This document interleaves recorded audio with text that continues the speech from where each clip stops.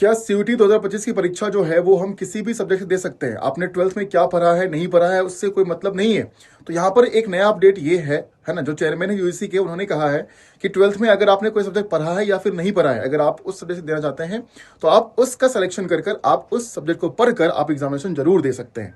तो यहाँ पर कोई ऐसा नहीं है कि आपने अगर 12th में पढ़ा है तभी आप उससे सीयूटी एग्जामिनेशन आप दे सकते हैं, जो डोमेन्स वगैरह आप देते हैं। ठीक है, तो ये अपडेट आई है नहीं। और बाकी अगर हम बात करें तो और भी अपडेट्स हैं, जैसे कि सीबीटी में पेपर जो है इस साल होने वाला है, तो तैयारी जमकर कीजिए। और जमकर तैयारी करने के लिए आप सभी हमारे कोर्सेज में एडमिशन ले सकते हैं।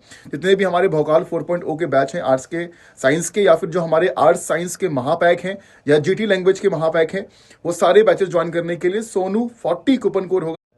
क्या सीयूटी 2025 की परीक्षा जो है वो हम किसी भी सब्जेक्ट से दे सकते हैं? आपने 12th में क्या पढ़ा है, नहीं पढ़ा है, उससे कोई मतलब नहीं है।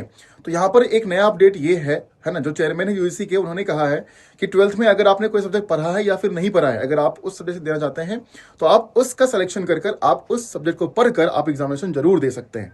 तो यहाँ पर कोई ऐसा नहीं है कि आपने अगर 12th में पढ़ा है तभी आप उससे सीयूटी एग्जामिनेशन आप दे सकते हैं, जो डोमेन्स वगैरह आप देते हैं। ठीक है, तो ये अपडेट आई है नहीं। और बाकी अगर हम बात करें तो और भी अपडेट्स हैं, जैसे कि सीबीटी में पेपर जो है इस साल होने वाला है, तो तैयारी जमकर कीजिए। और जमकर तैयारी करने के लिए आप सभी हमारे कोर्सेज में एडमिशन ले सकते हैं। जितने भी हमारे भोकाल 4.0 के बैच हैं, आर्ट्स के, साइंस के, या फिर जो हमारे आर्ट्स साइंस के महापैक हैं या जीटी लैंग्वेज के महापैक हैं, वो सारे बैचेस ज्वाइन करने के लिए सोनू 40 कूपन कोड होगा, जो आपको यूज करना है।